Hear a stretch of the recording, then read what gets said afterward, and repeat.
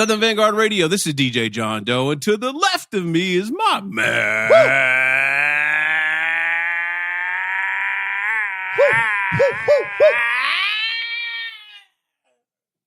Lord Chino in the building, Cappuccino me. Yep. Peace to the Vanguards. What's up, all right, homie? man? I'm chilling, man. What's up with you? Oh, just trying to figure out when my kids are going to go to school. You know, I mean, if kids went back already, didn't they? They did, but they're out tomorrow. Tomorrow was supposed to be the first day for my kids, and now, based on freezing rain and Trump, school is out. I just don't know the UGA Alabama National Championship. Man, I'm sure they didn't throw that one in there. I just don't know what to make of this educational system in our country anymore, man. This is crazy, man. Crazy. I don't know if I'm going to get to the airport tomorrow for work. Well, I gotta go to Norfolk, man. That's a good thing. It's crazy. I hope that works out for you. That'll be beautiful. That creates more strife in my life. Because you'll be here with the kids. Right. So. Exactly. Yeah, I just reached out to my supervisor to see if, Georgia Tech was going to be popping or not tomorrow. I'm supposed to open up classrooms tomorrow. They're probably going to be closed. Like that. Yeah, I saw the University System of Georgia is closed. So. What's the wrap? Well, I think that's it then. Yeah, I think so. So I'll get that when I get there. You can crash here tonight if you want. Guest bedroom's right there. Don't tempt me with a good time. Don't do it. Lord, man. Yeah. How was your weekend? You're back on that volleyball shit back this weekend, in the saddle again, man. Yeah, man. Yeah, she pulled off the Christmas miracle. I don't know, we talked about this already, but right after she straightened her grades out, one of the owners of the club called me to see what we were doing. I was like, we ain't doing nothing. All right. Well, we got a team that she'd be great for, and they need her. Y'all come check us out. So we went and checked it out. She liked it. So we back in there. All right. Back in my pocket. Back at it. Yep. And just got to extract a scholarship out of this thing here, man. That's what we got to do. This is what we hoping for. And, she's on an elite team. So the way the teams break down, they go elite, premier, and select. And the elite teams travel. So, yeah, I'm out of town next weekend. The weekend after that, yeah. And we gonna have to reschedule the show. I don't know. We might. I don't know, but I got 4 trips to Tennessee. I got 2 trips to Florida, and I got a trip to Minneapolis, Minnesota. Oh my God, really? Yeah, man. Y'all pray for your Playboy, man. That's crazy. Yeah, what's up with you, homie? I just had more of the same. I think there were 3 basketball games on Saturday between my 12-year-old, 9-year-old, or 12-year, 9, back at it. 12, 9, 6. Yeah, and just general, kind of stuff. Ain't no rest for the weary. No rest. I did have a dope trip to D.C. last week, though. Hell yeah, motherfuckers thought I went. Man, that was fly. Nah, I wasn't there. That I was wish fly. I had been. I real was quick, upset about it. Real quick. So we were at I was at the main source show. Well, it's not really the main source. I guess it depends who you ask. It was Large Pro, Joe Fatal, and Neek the Exotic. Yeah. And a very good friend of ours, Jay Sinide, opened up for him. So I just happened to be in town. I went out to support him. Kev Brown was there. They did the ghetto joint. They just tore it down. Anyway, it was just a dope night. Bobito Garcia was there and introduced Jay. Yeah. It was just fly all the way around. Yeah. Fly. I met Large Pro. I met Joe Fatal. I got into a little pissing match with Joe Fatal over the bill at the diner, which was kind of interesting. Yeah. But the coolest thing that happened, peace to my man Lot, and to my man Harold. Yeah, some people met you for the first time. So this is celebrity. This is ill. So this is ill. I don't usually get into this. Tune in to TMZ to see John Doe. No. This is just so ill. Cause so I was just at the show hanging. I went up to the bar and ordered a drink, and as soon as I did that, this dude came up to me. He was like, "Yo." He's like, "You're Southern Vanguard. I just saw your picture on Instagram. That's crazy. You're John Doe." I was just like, "Yo." That's crazy. Look, Meeks, all I said, see that bourbon right there? That Burrow bourbon, a DC bourbon, by the way, which was interesting. I was like, "Yeah, I need that Burrow bourbon right there." And he said, "Yo, you're from Southern Vanguard." I was like, I could tell by the voice. I was like, I need, where's my security at? That's crazy. That's crazy. So anyway, all jokes aside, paparazzi dough. All jokes aside, this guy a lot obviously knew, like, he knew AJ, he knew Jay, he knew all the kind of same DC folks that we know up there. Okay. Got to talk with him, and he was just a big fan of the show. And he was trying to get his man Harold on to listen to the show. And it was just real cool, man. He showed a lot of love. And we hung out and just talked about Large Pro and shit all night. It was cool, man. Shouts out to Jay for tearing that stage down. Woo, man. Oh, God. He put a hurting on that thing, That's too. what's up. So yeah, that was cool, man. I met one of my heroes, Large Pro, man. I mean, it doesn't get much better than that. Cool. So I had a pretty good week last week as far as that goes. Yeah, man. Well, this one's going to start out interesting. It's going to be real interesting. Probably not as interesting as last week. Yeah, that's for sure. Well, we'll see. Maybe I'll run into, who can I run into up in Norfolk or Virginia Beach or you need to go look for skills. And skills. Yeah, not look for skills and see if that Uncle Murder beef is really what it is, man. Don't get too close though. His name is Uncle Murder. Woo. Could be crazy. All right, well, before we get down to business, if you're a fan of the gentleman that we have on for this interview session here this week, sure you are. And I'm sure you are. Yeah. But if you're not, if you are, if you're not, if this is the first time you're listening, this is Southern Vangard Radio. We drop twice a week. Tuesdays is a mix show, so all the latest and greatest hip hop cut up by yours truly. Meeks and I popping shit on the mic, just having a good time.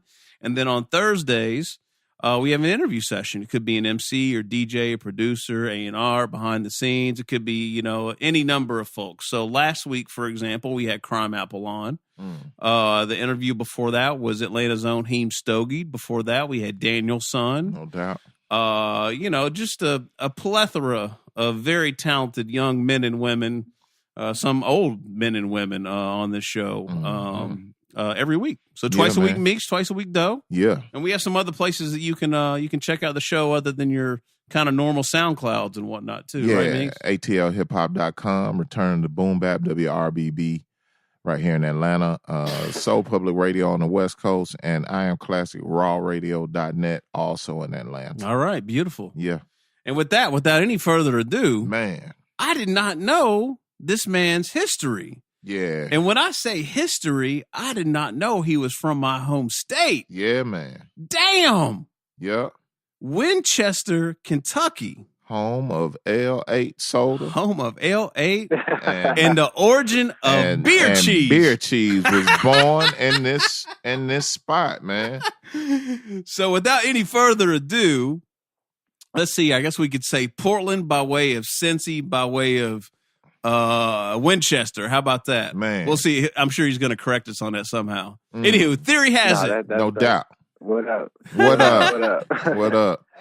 And that works. And what y'all don't know is if this man was to type his government name into Airbnb, it would log off automatically. Oh, what? This man has one of the most hood reverent names I've read in a long time. I would like to know the origin of this because the author. Oh man. Yeah. Yo, man. Yeah. I'm this a phone interview. Are you a black man? Absolutely. Okay. No. I just want, because man, whew, that's a name, boy. I ain't gonna say the whole thing, but just to read that is like poetry, man. It just, man, I was like, man, that's like somebody I would know right there. Yeah, it's actually my father's name, my great grandfather's name. So I'm the fourth. Man, my grandfather's name was one of my grandfather's name was The Artist, man. So this kind of puts me in the same, you know what I mean? Yeah. Hell yeah, man. You good, man? What's going on? Thanks for being with us tonight. Yeah, man. I'm good, man. I can't complain. It's all good, man. Okay. I'm just living and you know, trying to maintain and then keep stay up. You know what I'm saying? That's what's stay up with the times. Yep. So Theory, we have a I was just kind of bugging because the Kevin Bacon 6 degrees of separation thing always seems to apply, especially with this hip hop thing and just in life in general. But when I was going back and kind of doing some of the research, I've known the homie Braille for a long time. Like I actually did some production for him, like back in the day on Shades of Gray. And what? Yeah. And I know I've known Kazmeta for some time. And wow. so it was even iller. Like when I started, like kind of, I knew that, but like when I went back and saw that you were from Kentucky, I'm from Glasgow, Kentucky. I mean, the whole thing just kind of started messing with me a little bit, man. So I don't know. It's a real pleasure to have you on the show tonight, man. On a number of levels. So word, man. Yeah, man. Likewise, man. That's dope. Yeah. Wow. So we got connected because of the homie Matt Nelkin from Liquid Beat. Yeah. Via the homie Ash. Correct me if I'm wrong here. Theory Kiasu Records. Yeah, Kiasu. Okay. Yep.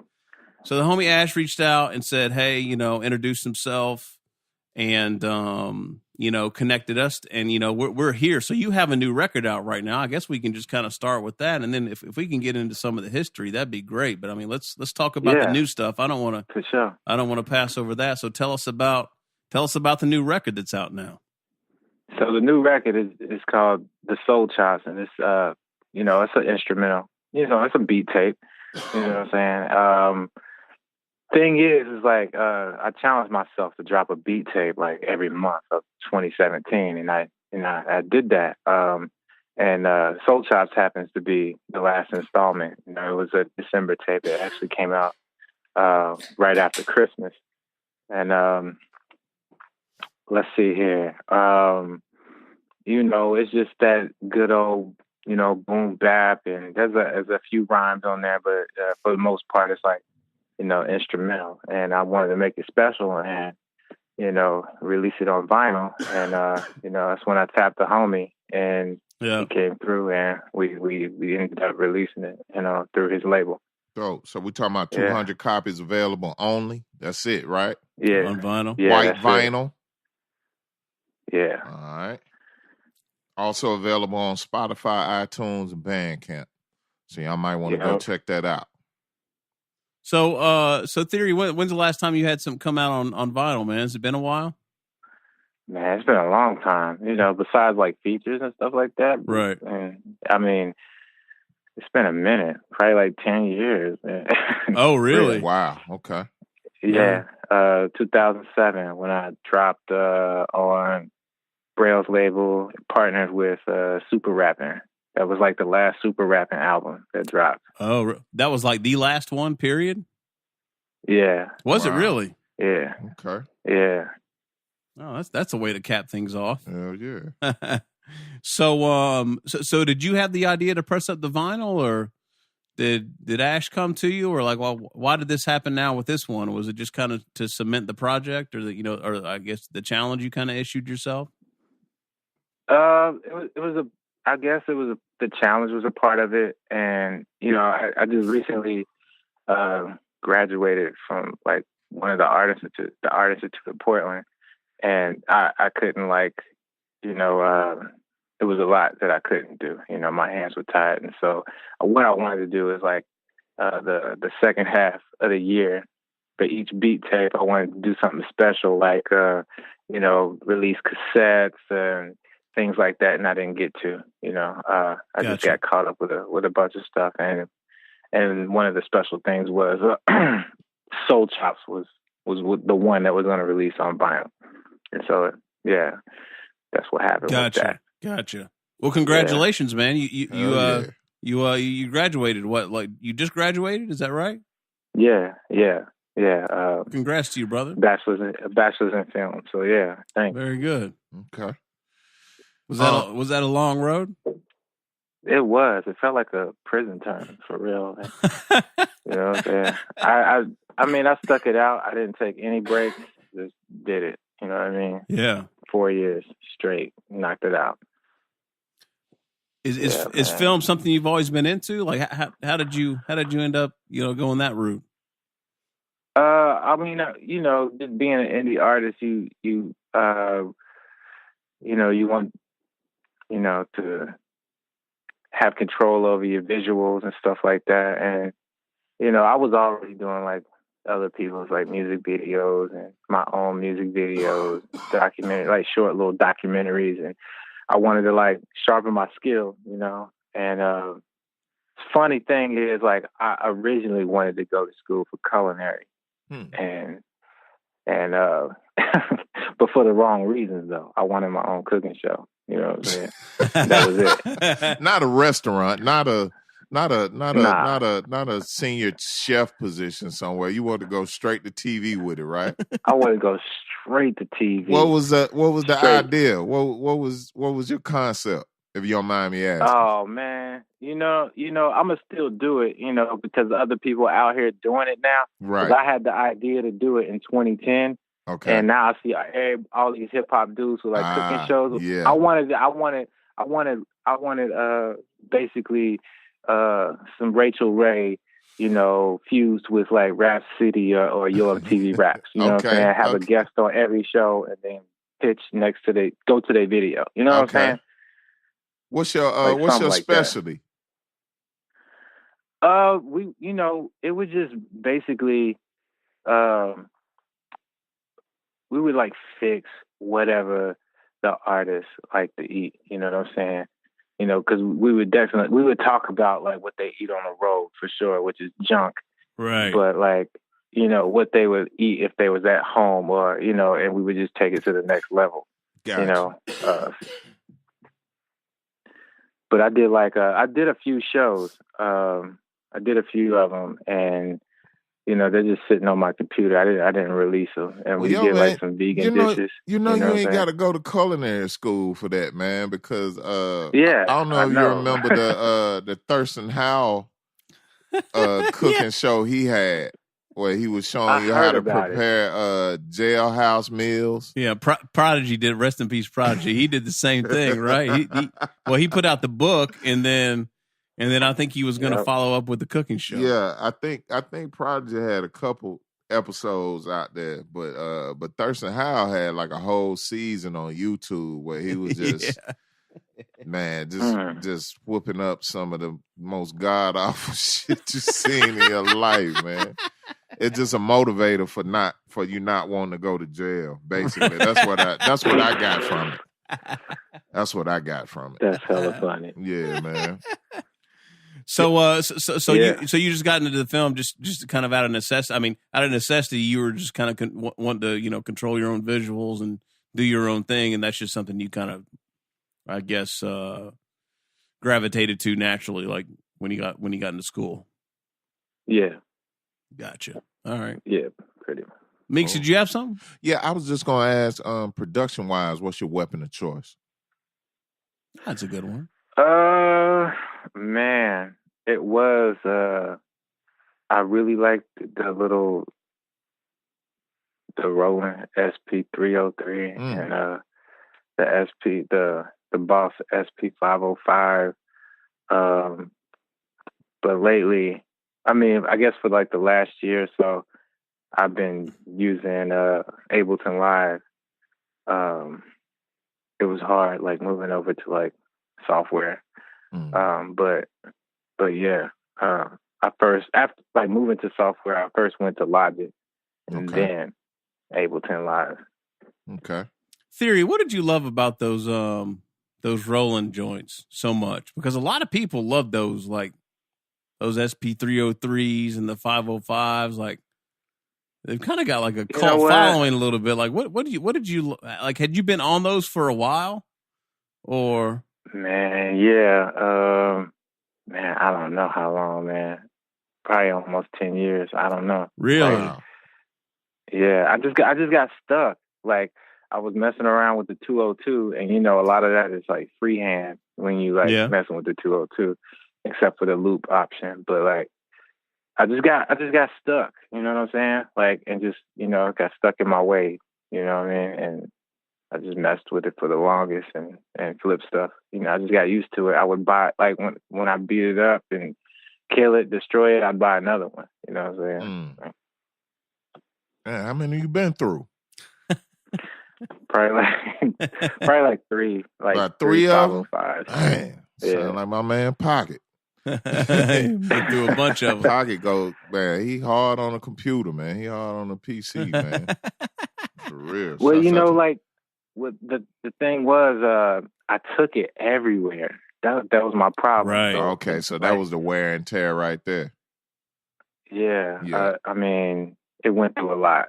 I mean, I stuck it in like plugged it up like overseas and fried the cord and everything. Oh yeah, because I mean, they on a different conversion over there. Yeah. Yeah, Wow. for sure. Yeah. Wow. What else happened? Shoot, just taking it in the winter, like the rough, like where was that? Like somewhere in Denver. It was real cold and I froze one of my machines. Like, yeah, man. Dang. What it was like barely working. Oh, really? Yeah. I guess that's what people like about them too, is that they're so portable. Like before everybody kind of got into software and everything being laptop driven, like those were ultra portable samplers that were, you know, had some features to them, I guess, right? You didn't have to drag an MP around, right? Nah, nothing like that. Nah. And I felt like I was one of the first dudes that was like making beats in the car. And so I get like a little salty when I see videos, people making beats in the car. Yeah. Like, man, I was doing that 10 years ago. Right. Yeah, you know what I'm saying? Theory, I got something to ask you that kind of startled me. I ain't gonna say startled me, but it caught my attention when John sent me the prep topics tonight. Oh, what? Wikipedia lists you as a Christian hip hop artist. Is that an accurate description of you? Yeah, I mean, it's kind of weird, man. Okay. Like, it's not quite accurate. It's definitely a part of me, you know, as far as like being faith based. Okay. But you know, I let people label me whatever they want. You know, it's however I live or whatever I think is gonna come out in my music, as it should for anybody. But it's hip hop to me. You know what I'm saying? Okay. Like, well, that line, that one piece right there has got me on my best behavior tonight. So I don't want to, you know. We usually go a little off the rails, but I don't want to offend nobody tonight, man. So I'm being very respectful. Don't even trip. Okay. I just wanted to check with you on that. We we are like probably the worst people in the world. You know, people that call themselves like Christians. You know what I'm saying? Like, right. So like behind the scenes, you know, a lot of us are like wilding out and put on a front, but like we I don't know why though, man, but like we imperfect, you know what I'm saying? I tell you what, man, it's funny you say that. And I'm not going to drop the guy's name or the church that I attend, but we recently got a new pastor.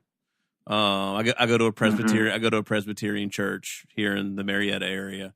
We got a new pastor, and very long story short, our church has been going through a lot lately, probably in the past 3 to 4 years, with the church splitting and views on how things should be, and the whole Supreme Court thing with gay marriage was a big. Anyway, it was a real shit show, for lack of a better term. So anyway, so this guy's come in. And I mean, the guy's literally a godsend, and we've actually kind of become fairly good friends with him. He's actually younger than me, so I'm 40, he's 38, so we're kind of in the same age. And dude, it was so, I don't think I talked to you about this, Meeks, but it was so refreshing. We went out with him and his wife, like early on, to him coming, like I don't know, he'd probably been here, I don't know, like a month or two back in the summer. And like within like 5 minutes of sitting down, like we're sitting there having a beer with the guy and he's swearing. And I'm just like, yes, like thank God somebody is finally being real. You know what I mean? Like it's right. Yeah. It's just like, come on, man. It's just like, oh God. So anyway, I feel where you're coming from there, Theory. It's always challenging when you get those labels slapped on you like that.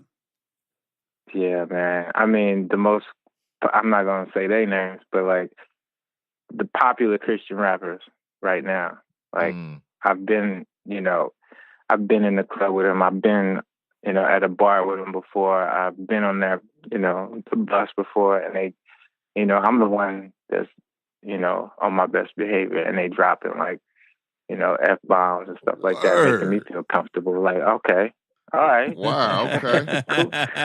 So, I mean, we just regular people, man. Right, yeah. Like, it's all about what, the heart, Yeah. So, yeah. Nah, man. Does anybody point a contradictory finger at you with a label like that, especially when you're part of Scribbling Idiots and all the different artists that you produce for and things like that? Does anybody try to like say that you're kind of playing games with your faith or anything like that? Not anybody that matters. I would say like some fans, you know what I'm saying? Some fans that were down in the beginning, it's very few. Mm-hmm. I've had to block some people because they were getting into arguments on on my like comment section, and but I've unblocked everybody since then. Okay, but, like, it was a while ago. Yeah, how does that come about? Somebody throw scripture at you is why you should stop rapping or something like that? Like yeah. Throw scripture at me. We threw all your CDs away.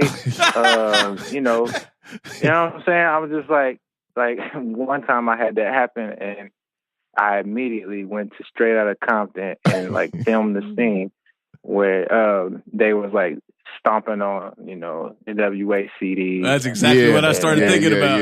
Yeah. And I posted that like real quick, and I was just like, "Y'all bought them." Yeah, y'all bought them. Easy had the best response to that. He said, "Yeah, they paid for them." Yeah, right. They can do what they want to do with them. That's what's up. Right. That's a good outlook to have, actually. So you just blocked everybody. Why is that, man? Just don't have time to deal with it, huh? Because they gave you a block button. That's why I do it. It was just unnecessary. It was just like, they would tell me, "Oh, I see where you're coming from," and that there would be a but. You know what I'm saying? Always. Like, who else is going in the clubs rocking like this? Who else is like hitting the street rocking like this? Who else is in hip hop? Who else in hip hop is rocking like this and not beating them over the head with the Bible? You know what I'm saying? Like. So, like, and, they would be like, "Oh, I get it," but, and then say their little spiel or whatever. But, okay. Interesting. Very interesting, man. Interesting. So, hey, Theory, I need to know about this Kentucky lineage, man. Talk to me about Winchester, dude. Like, did you grow up there? Like, what's the story there? I mean, right there on Fifth Street, you know what I'm saying? Winchester, Kentucky. I mean, I was there. Like, it's a long story, bro. It's a long story. But I'll just say this: like, I was there until like 5th grade, and then that's when I moved to like Cincinnati. I did middle school, high school in Cincinnati. I would come back from time to time and like still got family there and hang out there in the summertime and stuff. Yeah. But yeah. Well, 5th grade. I mean, that's long enough, man. I mean, you remember it, right? Oh yeah, absolutely. I mean, I'm not. After I was done with school, I hung out in Winchester for a while, and even lived in Lexington after that. So. Oh, really? Oh, okay. Dope. Okay, cool. Right. Yeah. Cool. Yeah. Meeks and I spent a little time in Lexington. I spent a lot of time in Lexington when I was in high school and in college. I was DJing up there. Shoot, man, I could run into you somewhere like randomly, Theory, and we not even know it, man. Love Lexington, love Louisville. Had a good time in Paducah once upon a time. Okay. So Kentucky is all right with me. I'm originally from Memphis, Tennessee, so we right there next door to each other. Okay. Yeah. Dang. Yeah, man. Yeah, I did 1st grade in Johnson City, Tennessee. Johnson City. Okay. Oh, okay. Yeah. Dope. Yeah, East Tennessee. Yep. Yeah. Yeah. I had my first big hip hop. I had my first real big hip hop moment in Lexington. Actually, that was the first time I opened up for somebody like real and relevant. I opened up for Camp Low and De La. Dang. And when was that? That was 9. This was Stakes is High time. Okay. Woo. And I was on That's cloud. a great time. Yeah, it is. I was on cloud 9, bro. Hell yeah. Man. This is so early, Meeks. I don't think I've ever told this story before. This was so early, and I was so embarrassed too. I didn't have a DJ name yet. And so they just put my real name on the flyer. Like they put DJ in front of it? I can't even. I don't remember. I know they put my real name on there. Just my real name. Hell nah. So you know, so we're DJ. So I'm playing, right, and Camp Low's getting ready to come on. So their DJ at the time, DJ Red Handed. He comes on and he's like, yeah, he's like, we're chatting and, chopping it up or whatever. And he's like, what's your name? And I'm like, it's on the fly. Yeah. He's like, well, man, I mean, you need a DJ name, dog. Like, what's the problem? And thus DJ John Doe was born. I can't remember. I don't know anyway. So that's what's up. I love Lexington, man. How long did you live in Lexington, Theory? Man, I gotta think about it. From like 98 to 2000. Oh, maybe. We could have definitely crossed paths. You remember Sammy's? Did you ever go to Sammy's? Yeah. Damn. I even went there like I went there 07, 08, 09, maybe like 08. Yeah, I was still going there like after a while. Whenever I visited like Justin, whenever we got to like Scribbling Idiots got together like record, we recorded in Lexington. Yeah. In Georgetown. So yeah. Oh that's yeah, for sure. Yeah, and then No used to work at a record store. I can't remember the name of the record store. DJ No used to work at a record store out there. I can't remember where that joint was. That was a dope record store too. God, what was the name of that?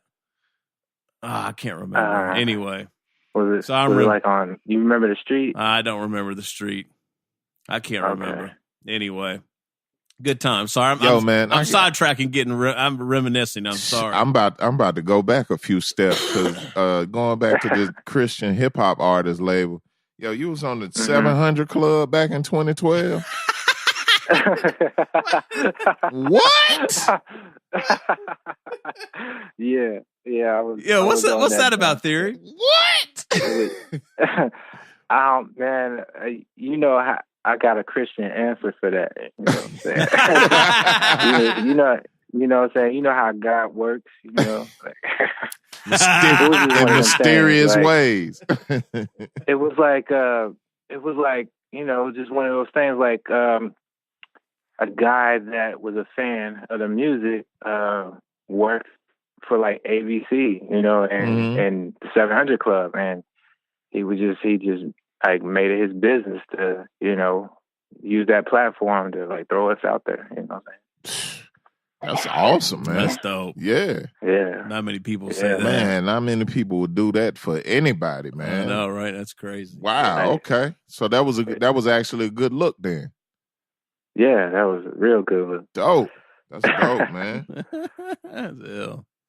So, Theory, where'd you cut your chops in hip hop wise? Was it between Kentucky and Cincinnati, or like how'd you start kind of getting into music, and like how'd you get on that path? Cincinnati, I was a long time fan before that, so I was like, trying to get into the whole breaking and b-boy thing.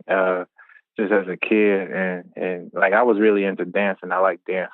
Okay. And then like just elementary school. I mean, I'm a kid, like, and I'm beatboxing for my cousin. My cousin was rhyming, so I was like beatboxing and beating on the table or whatever for him. And man, it was crisscross jump. They was dissing. Another Bad Creation. I was just like, since everybody's dissing everybody, that's when I wrote my first rhyme. It was like a crisscross diss.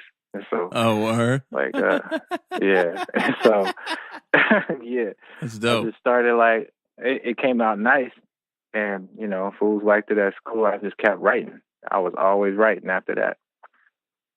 And, Yeah, man. Like, and then being in groups, you know, jumping in groups, writing, and then like making beats, you know, because nobody else was like making the beats. And you have people in the group that's taking credit for making your beats. And so Okay. you just like, you know, it kind of like pushed me to like grow, like go get my, you know, create my own lane as far as like, you know, just making my own beats, you know, writing the lyrics for myself. Mm-hmm. Doing the whole, you know, Pete rocking it, you know what I'm saying? So you never had a um uh what's the word I'm looking for? You would never you only started making beats out of necessity, and instead of like did you come into hip hop as an MC or a producer first? I came in as an MC. Okay. And then eventually out of necessity you had to get into the production game. Yeah. Okay. Gotcha. Yeah. Gotcha. So did you have a mentor, like as far as the production kind of stuff goes? Theory? A mentor, like someone that showed you the ropes, or did you just learn cold, or like how did that happen? Well, I had my man Eddie Richardson, that's his name. I'm gonna put him on blast. Like he's from Atlanta actually. Oh, word? And okay. He was living in Cincinnati at the time. He actually, he was like, it's a long story with him, but yeah, he actually showed me how to like work some pieces of equipment, and then after that, I just like learned from there. Like I learned how to, you know, the MPC on my own and other different consoles, but he taught me how to like use the boss and the rolling stuff, and even the digital 8-track stuff. So gotcha. Shout out to him. So you went from the least expensive way to get into hip hop, which was MCing and rhyming, and got into the most expensive, which is production and DJing. Right. Yeah. Right. Yeah. I mean, before I got like, you know, any piece of equipment, like I was looping. I was pause button king. Right. You know what I'm saying? I would take my mom's records and like, you know, get on the stereo and loop stuff, you know, and throw it in the karaoke machine. Right. That's it. Yeah. So what about Scribbling Idiots, Theory? Was that kind of the first crew you were a part of? I guess like officially. Yeah. Okay. Yeah. How'd that all come about? And so, like, I knew them dudes. I would cross, well, at least Justin, like just me and Kazmeta. I would cross them on, you know, whenever they rock shows in Cincinnati and stuff like that, and you know, so I was a fan of that stuff, like, and I always wanted to get down, and you know, when I least expected it, they hit me up, and they was just like, "Yo, we want you to get down. We want you to, you know, join the crew or whatever. Like, we want to work with you." And I was just like, oh, you know, I got real excited.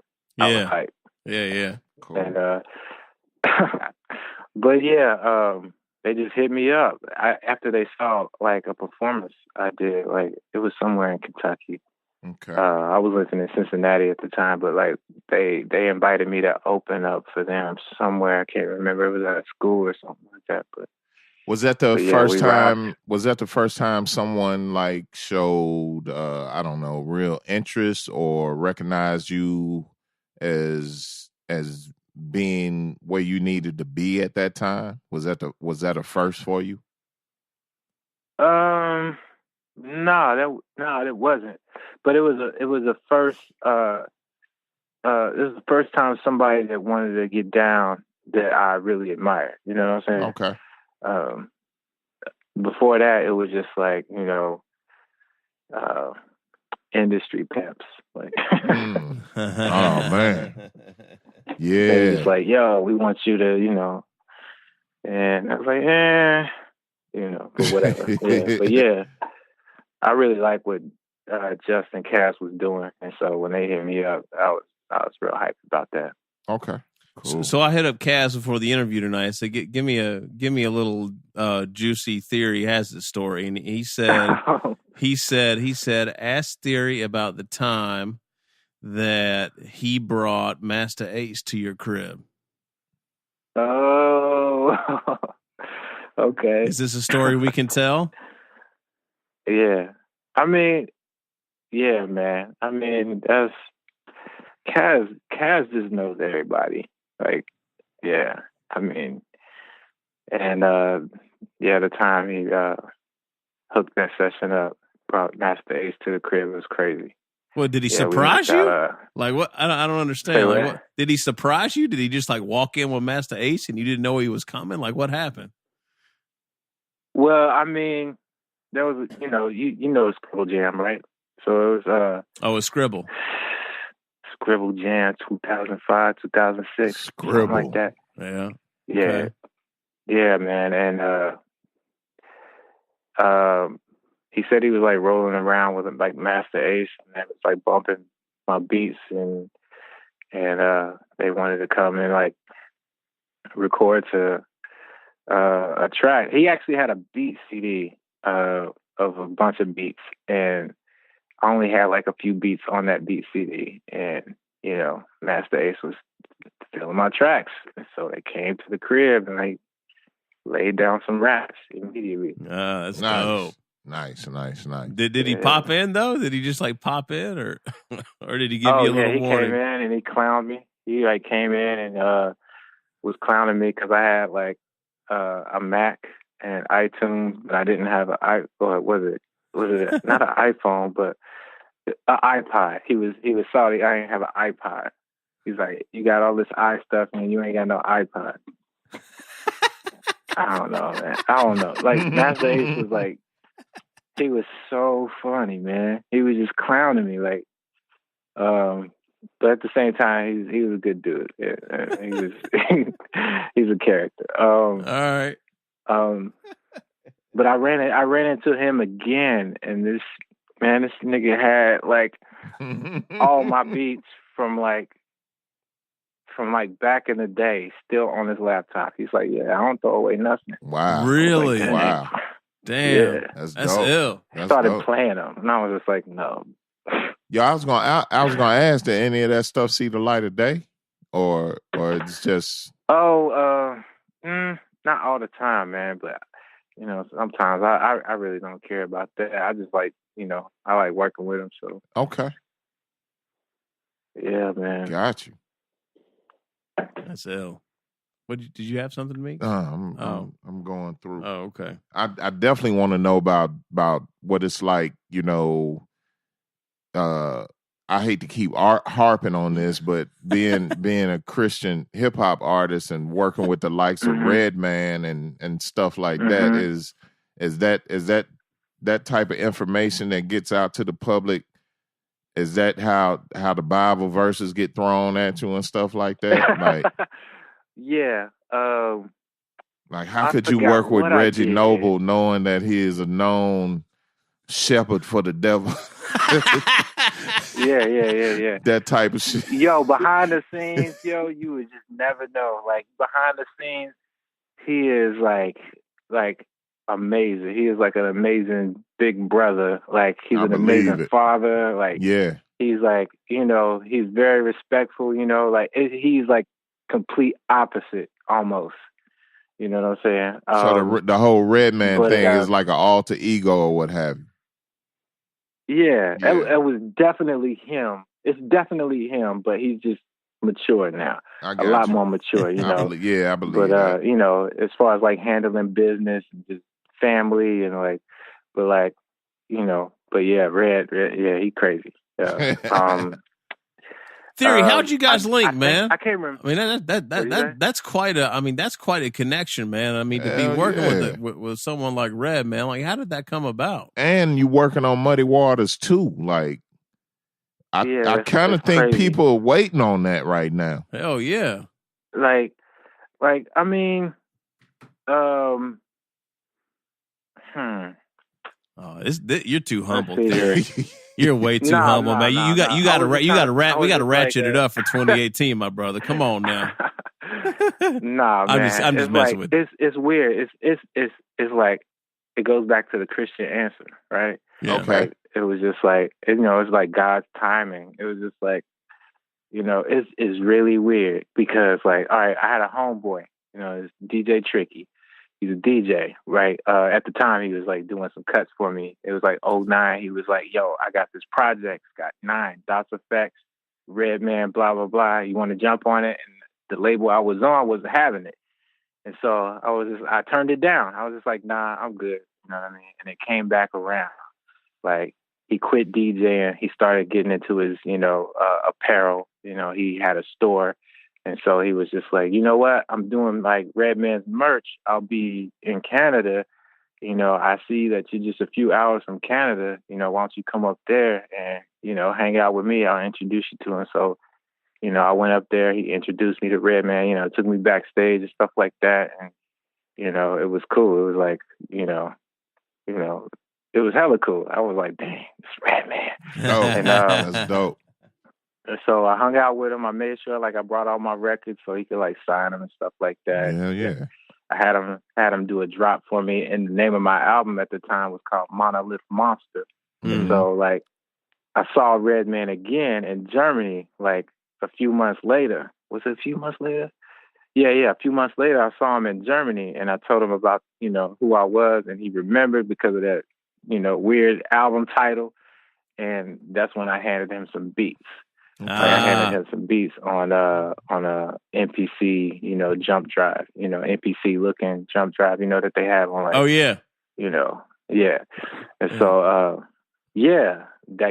I think that got his attention to like actually use it and like listen to the beats. And ever since then we've been connected, Dope. Yeah. So, yeah, man, we just go back and forth, sending each other stuff and building on songs, man. Dope. Any run-ins ever with like Eric Sermon or anybody like that? No, but he tells me stories. Like, he's like, yo, I played this beat for him. I played this beat for Rockweiler. Rockweiler wanted to rhyme. Oh, like, look at that. So, like they definitely know about me. Like, he told me stories like Eric Sermon, Keith Murray. I've actually like hit Keith Murray up, and but who else? He has like a crazy Busta Rhymes story. Okay. So it was just we were just building on like Muddy Waters too, and he was just thinking of who he could get featured and stuff like that, and but yeah, man. Well, man. You know what? That goes to show you, man. Like the first time you meet somebody, it doesn't necessarily mean you need to like pardon the expression, blow your wad the first time, right? Because like how many people will show up, meet the first time, and just basically try just to bombard throw them up all over them with everything. Yeah, like that takes some discipline and self control to say. Yeah. Hi, Redman. How are you? Great to meet you. Let's hang out. Let's chill. Well, I'm sure they think this is a one-time, right opportunity. So I'm never going to be in this setting again. I got to hit them with the full Monty. I get it. Yeah. Right. Yeah, I get it. But I mean, the control that takes to be like, right. And then you just randomly run into the guy in Well, Germany. see, that's the difference between knowing your path, knowing your that's true. You know what I'm saying? Like your where you're headed. If you can get in the room with Redman one time, I can do this again. You know what I'm saying? Right. I can get on his album. I can get credits and stuff like that. Yeah. You have to. It's your thought process.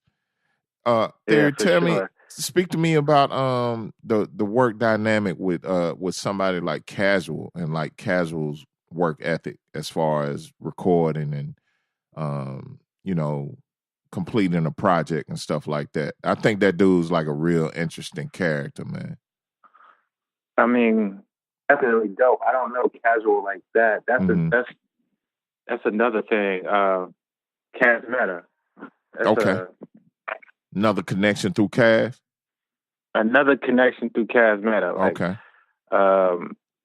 And so, but I mean, I could tell you about like Kokane, like the rapper Kokane from like, Doggy Style Records and, you know, Ruthless Records.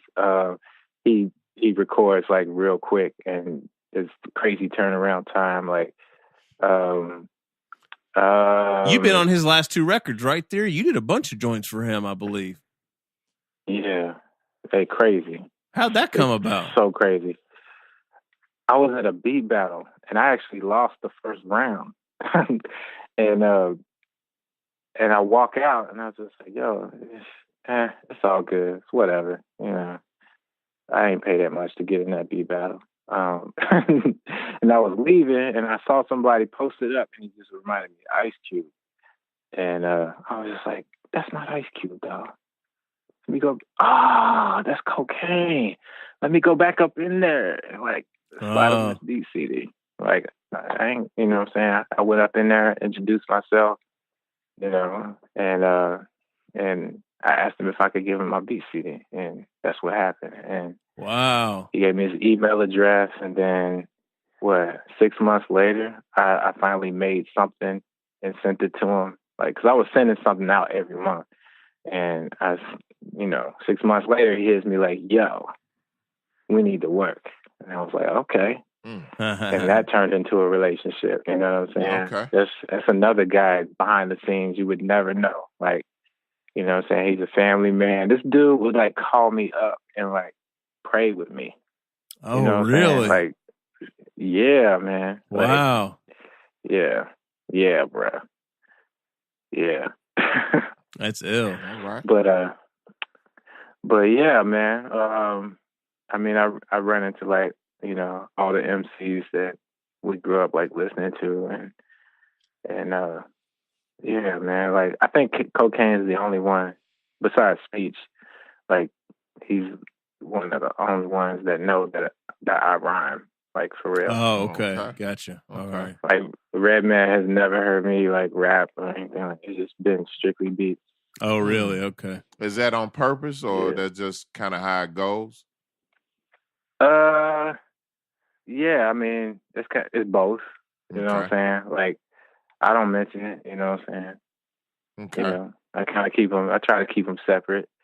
I think the worst of it all is though when like people hit me up thinking that, you know, Redman is like my dude like that, and they want me to like hit them up for verses. Oh, like, yes, you know, that's the worst. You know what I mean? Like, oh, that's awful. Yeah, you know that's coming. That's the worst. But yo, can we get a verse from Red? Nah, I'm just kidding.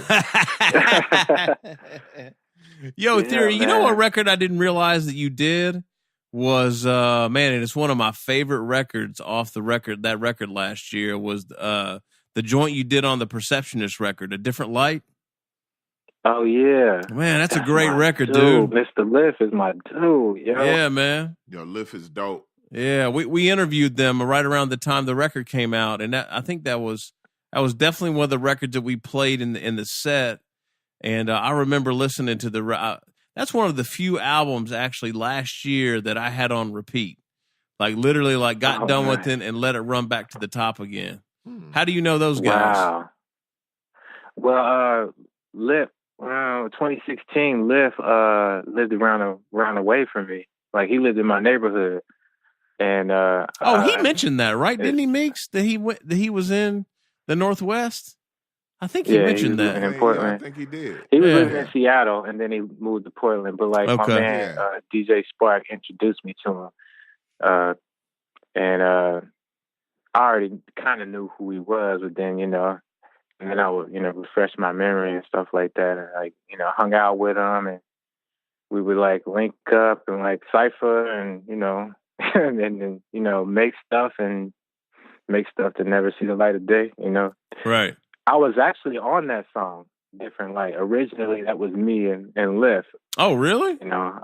Yeah. It was, Liff had the first verse. I had the second verse. Ah, okay. And then, of course, with all the other beats and songs, it got pitched to the Perceptionist album right. from Mellow Music.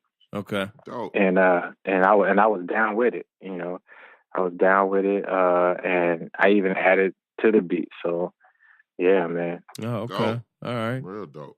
How did you end up in Portland, Theory? We didn't get that story. Just, it was just a change that needed to happen. Oh, okay. All right. I was just in Cincinnati, and and I was just tired of it, and I was on tour, but I did a tour with like Braille. We did like a short little West Coast run. Oh, okay. And let's see, it was February, I think 2007. Yeah, February 2007, and it was 4 below zero in Ohio. It was 45 degrees in Portland, and it was sprinkling. And I was just like, yo, is this what this is like? And the homie Darrell was just like, yo, we get rainy winters. This is it. Oh yeah. I was like, yeah. Portland is like 300 days out of the year? Is it with the rain? Lately it hasn't been like that. Like the last few years, it hasn't been like that. But yeah, I've seen like almost like 100 days straight of rain before. Wow. Damn, that's wow. Yeah. Yeah. That's a lot. But like the end of spring and summer and like the beginning of fall is like so beautiful. It's worth it. Dope. Right. That's what's up. Yeah. Yo, would you moving around, touching different spots of the country and everything, is music your only hustle, or do you kind of go back and forth between music and something corporate or like some type of 9 to 5? I mean, music pays the bills for the most part. Okay. But, I go back and forth with like music and video. Audio and video. Like I do like freelance video stuff for a recycling company out here in Portland. But yeah, for the most part, it's music. Because it's just like I make beats, and I rhyme. My bad, but I make beats and I rhyme. I also do a little DJing too. So dope. But yeah, that's refreshing. It's all kind of probably interconnected too, right? Like even like the video part is still a creative outlet probably for you, I would assume. Yeah, to a degree. Yeah. Dope, man. Hell yeah. What else you got, Meeks? You got anything else, man? I'm good, man. Just what's next? What's next on the menu, man? What we need to be looking out for? How do you top releasing an instrumental project in every month of a year? Right. What are you gonna do in 2018, man? That question. Oh, there we go. Here we go. Right. Let's get it. No, I was gonna joke it. I'm gonna release a rap record every month, yo. But well, we got the guy Fahim and Heem Stogie and all those guys doing that shit already, so we're gonna have to. you be right. You be in that same kind of company, man. Wow. Yeah. You know what? I have 2 projects. I have. Let's see, 2 projects I'm working on releasing this year, and I have 1 project already done. So that's like 3 projects. But it's just like, older.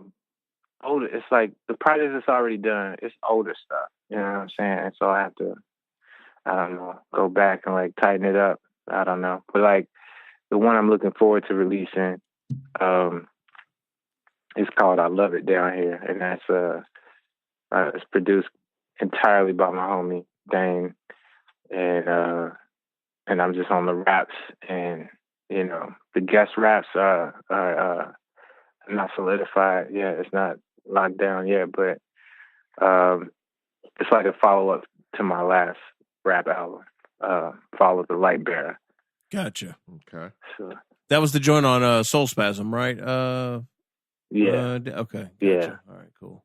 Yeah, and so this one will release on Soul Spasm as well. Oh well. Okay. Oh, good, man. Yeah. Dope. Yeah. J57's a homie. Yeah. Yeah, he did a couple of joints for you on the last record, right?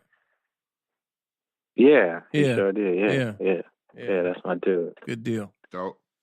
Yeah, good deal, man. All right. So you have 3 projects at a minimum that are going to be dropping, sounds like. And who knows what else, right? Yeah, man. I'm really still trying to figure that out, but okay. Yeah, those are definitely going to drop, you know. Okay. So yeah. Go, man. We'll keep more pushing, rapping. man. That's what you can expect. More rapping and producing. But Okay. I will, you know, I will continue to work with Kokane and Redman. You know, we got Muddy Waters 2 dropping. Okay. And he's doing some promo stuff too. I don't know if I'm supposed to talk about that or what, but you can talk about whatever, man. Some promo joints that I produced. All right. And what else, man? What else? I'm working with Speech on some stuff too. Oh, dope. It sounds like it's turning into an album. I don't know. It's weird. Okay. Like, you never know. Like, this dude just went and snatched some of my beats that I sent out to clients and looped them up and started writing to him. I had no idea. He sent me whole songs that he done. I was like, yo. Speech did? Yes. Oh shit. Wow, that's crazy. That's dope, man. That is crazy. You gonna have to come out here? He's still in Atlanta, right? He's still in Atlanta. Okay. My dad lives in Atlanta, but I've only been there on layovers. Okay. Yeah. Gotcha. Oh, okay. All right. Well, yo, man, you got some people behind you here in Atlanta, man. As of right now, yeah, and, we definitely gonna be looking out for the joints. If just feel free to reach out to us whenever, man. Yeah, man. Send us stuff, Word. to premiere or what have you. We got you, no problem. Yeah, come through Word, on a Sunday night man. if you make it out here. Theory, come through and hang out with us one night, man. Man.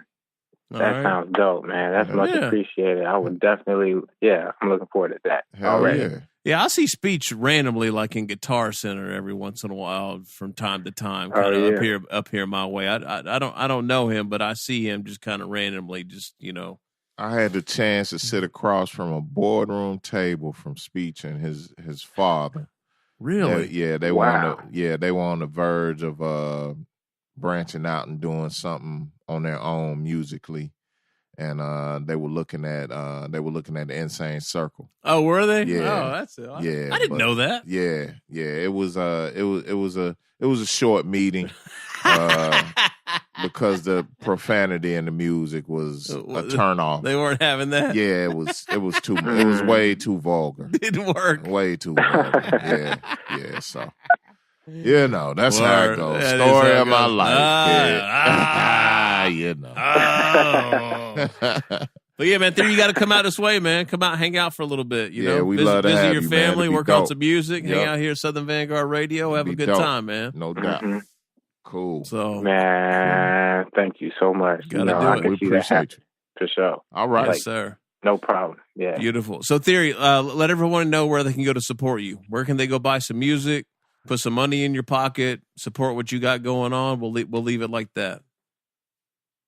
Man, you can go to Kiasu Records. That's KIASU Records.com. So, KiasuRecords.com. You can go to TheoryHazit.com. You could, for real though, just hit up like iTunes, Bandcamp, search Theory Hazit, get your Theory Hazit fix, download, buy up everything, Dope. All right. Beautiful. There it is. All right. Theory, thank you, man. Good luck to you in 2018, No brother. doubt, man. Be good, man. Yeah, man. Thank you so much. Thanks for having me on the show, man. Yeah, you got it. This was You a got good it. one. You got it, man. We'll be in touch, brother. Thank you. Yeah, no doubt. All right, Peace. Theory. Thanks, man. Peace. All right, Meeks. Yeah, homie. Good one. Yeah, man. Yeah. That's that was very interesting. It man. was. It was. Very interesting. I was happy to hear him drop the N word in the. You coaxed it at him. That was your challenge for the night. It allowed me to relax a little bit. You know what I'm saying? So, good Christian, strong Christian faith and values, and still dropping the N word is the type of dude I can fuck with, man. You know what I'm saying? I knew that was a challenge.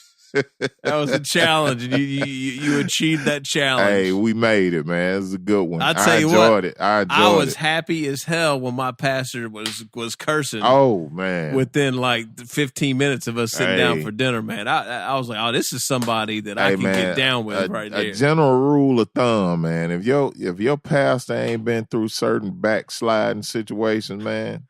You don't need to be. That's very true. You don't need to be your pastor. That's very true. What I'm saying? That's very true. But yeah, just man, that 700 Club shit fucked me That's up. ill, dude. right? Oh my goodness. That was strong. And then when I saw Winchester, Kentucky on that joint, I was like, oh my God. I knew we were in for one tonight. This was good. This is good. I'm thankful. So yeah, man. Peace to Theory. Absolutely. Peace to the homie Ash from Kiasu Records. Man, shouts out to Kaz Meta, man. Yeah, Kaz Meta. Yeah. Peace to Libretto as well. Who's, and actually on Kiasu Records, you can get a bunch of joints. Libretto, when we interviewed him, by the way, go back and check out the Libretto interview from about a year back now or so. But his Captain Crook LP is actually also on Kiasu, and there are a couple of 12 inches that also came out on Kiasu. So you can go there and support Libretto, support Theory, and would you happen to have that instrumental project? What's that? I got it, man. Is that what we doing tonight? That's what we got the beats, and I pulled up a couple of joints. Yeah, we got some joints. Oh, that's what's up. Yeah, so Soul Chops is the record right now on Kiasu. Yeah. 200 copies on vinyl, and you can get it digitally everywhere. So if they're not sold out, 200 copies, that's not a lot. Yeah, that could go pretty quick. So go scoop that up. Well, people, we got it, right? Sound like we got some Theory Hazit instrumentals on episode 148 of Southern Vanguard. That's right. When you get finished with this, go check it out. That's right. Yeah. You got it. All right. Southern Vanguard Radio, twice a week Meeks. Twice a week Doe. Yeah. iTunes, SoundCloud, Stitcher Radio, Mixcloud. Please share, like, and follow, subscribe on your favorite platform. Oh, we're on YouTube now as well. Shit is fly. We're working on we don't have the mixes uploaded. That's probably not going to happen, but we're going to definitely get all the interviews uploaded to YouTube. So there's about 10 up there now. We got a lot of work to go back and upload all the joints. But a lot of people listen. Great look. Yeah, a lot of people listen to content on YouTube. Yeah. Like a lot. Yeah. So we kind of been sleeping there. So we got that kind of figured out and an easy way to get that going now. So please go to YouTube. Just search for Southern Vanguard. Yep. On YouTube. All right. We out there. We out. All right, y'all. Peace. Peace.